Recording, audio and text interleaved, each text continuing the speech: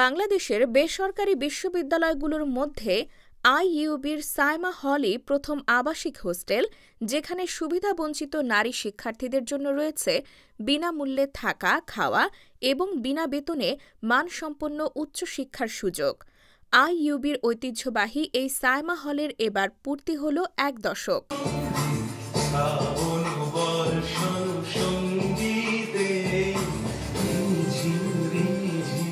শনিবার ঢাকার বসুন্ধরা আবাসিক এলাকায় অবস্থিত আইইউবি ক্যাম্পাসে সায়মা হলের ১০ বছর পূর্তি উপলক্ষে এক বিশেষ অনুষ্ঠানের আয়োজন করা হয়।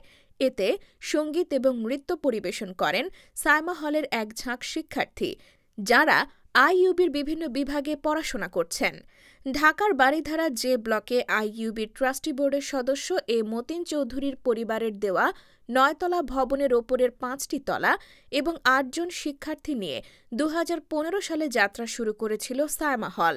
গত ১০ বছরে আবাসিক শিক্ষার্থীর সংখ্যা বেড়ে হয়েছে ৫০। এটি পরিচালিত হয় এ মতিন চৌধুরীর পরিবারের স্থাপিত শহীদ খালেক অ্যান্ড মেজর সালেক বীরুত্তম ট্রাস্টের অর্থায়নে। হলের যাবতীয় কার্যক্রম তত্ত্বাবধান করেন IUB trustee Salma Karim. We need help, we need encouragement, we need support, and Saima Hall has provided that. Boarding, lodging, tuition fee for students.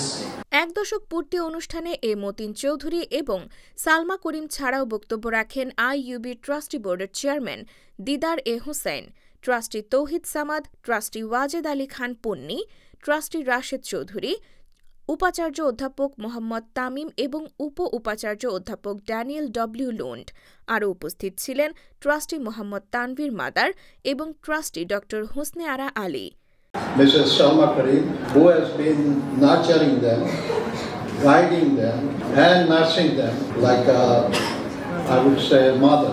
Saima হলের প্রাক্তন শিক্ষার্থীদের অনেকেই এখন দেশে বিদেশে ব্যাংক, তথ্য প্রযুক্তি, শিক্ষাসহ বিভিন্ন খাতের নামী প্রতিষ্ঠানে কাজ করছেন।